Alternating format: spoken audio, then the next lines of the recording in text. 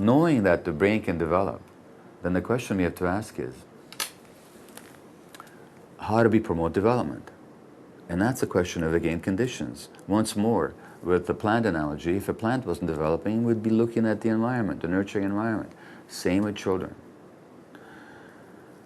And that means how we relate to them, the emotional support we give them, the calmness we give them, the acceptance we give them, are crucial in their development. Much more crucial than any attempts to change their behaviors. In fact, attempts to change behaviors usually backfire.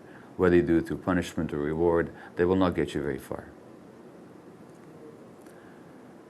An essential aspect of helping these children is understanding their internal emotional climate.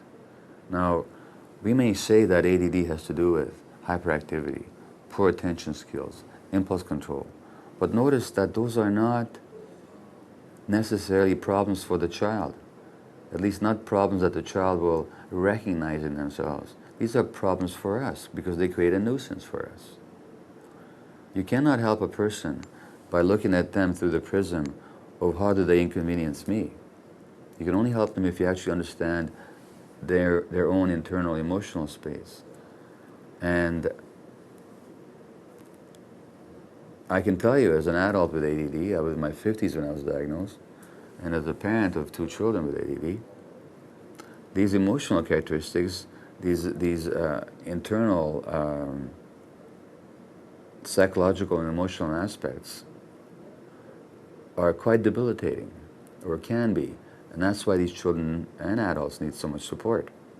First of all, there's low self-esteem.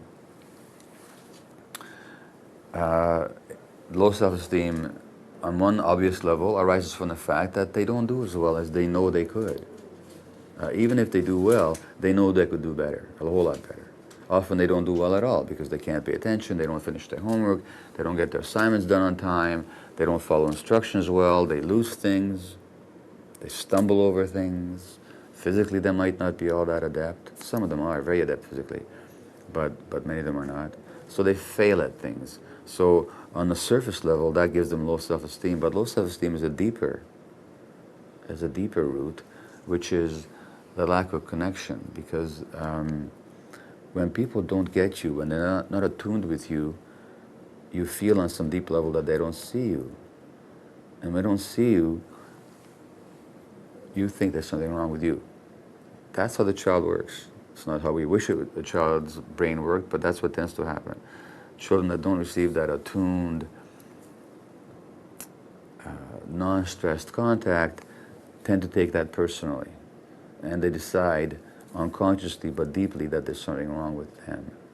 And so no amount of praise will make them feel better except temporarily about themselves. The way to promote self-esteem is to fully attune with the child at any age and to really enjoy them for exactly the way they are and not wishing that they were different.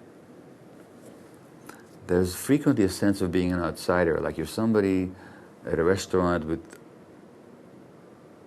meal spread beautifully indoors, but you're outside with your nose pressed against the glass. Somehow other people seem to live in a different world from you. There's a sense of being an outsider and somewhat alone. There tends to be an ingrained feeling of rejection, that people just will automatically reject you. It's not true necessarily, but your bias tends to be in that direction, so you withdraw in defense very easily. So if somebody speaks to you harshly, if I speak harshly just because I'm irritable and tired to my daughter, this is when my daughter was smaller, she would immediately take that personally. Nothing personal was intended. There tends to be an inability to read social cues. So these kids don't often know what's going on around them socially. They're just not as tuned to the emotional cues of other kids. So sometimes they court rejection because they will stubbornly seek attention and acceptance from kids who don't want to give it to them. And this sometimes leads to a bullying behavior. They tend to be victims of bullies, not infrequently, children with ADD, because of their difficulty reading social cues. They have great difficulty learning from negative experience. Things don't go well, they don't do well. You think they'd learn, they'd say that, well, this didn't work, I should try something different. No, they keep making the same mistakes over and over again to the point that adults are frustrated with them